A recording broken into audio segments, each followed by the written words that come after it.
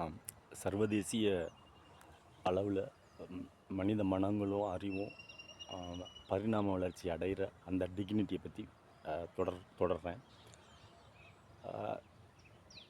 உலகத்தில் எல்லா நாடுகள்லையுமே சோசியாலஜி சமூகவியல் ரீதியாக பல குழுக்கள் இருக்குதுன்னு நான் சொன்னேன். இப்போ பாருங்கள், மொழியால், இனத்தால், தேசியத்தால், இந்தியாவில் மட்டும் பெக்யூலியராக, யூனிக்னஸாக, ஜாதி, இப்படி நிறைய பாகுபாடுகள், இயற்கையாகவே பிரிவினைகள் உண்டு.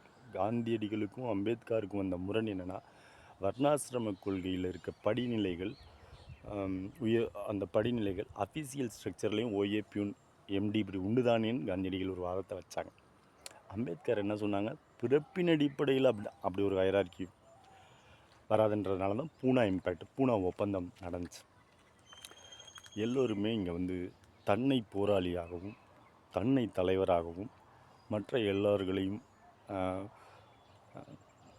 தனக்கு கீழே இருக்கக்கூடிய முட்டாள்களாகவும் நினைக்கக்கூடிய அந்த ஒரு தனிமனித போக்கில் இருந்து தான் நான் சொல்ல வரதோட உள்ளார்ந்த அர்த்தம், 2 பர்சனல் மோட்டிவ், 2 பேருக்கு இடையில் இருக்கக்கூடிய வெறுப்போ இங்கு ஜாதியாக, மதமாக, மொழி வெறியாக, இனவெறியாக, தேச விரோதமாக, இந்தியா பாகிஸ்தான் உட்பட எல்லாத்துலேயுமே 2 நபர்களுக்குள்ளே இருக்கக்கூடிய பிரச்சனை இட்டியாலஜியை சரி செய்தாலே அந்த ப்ராப்ளம் சால்விங் வந்துடலாம்.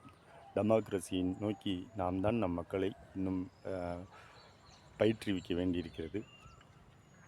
கட்டாயம் எல்லோரும் மருத்துவ அறிவியலை கற்கும் காலம் வரும். அப்போது பிறப்புக்கும் எல்லா உயிர்க்கும் என்ற திருவள்ளுவர் வார்த்தையும் அதைவிட வள்ளலார் வாழ்ந்த ஒரு வாழ்வையும் புரிந்து கொள்ளும் சூழல் வரும்.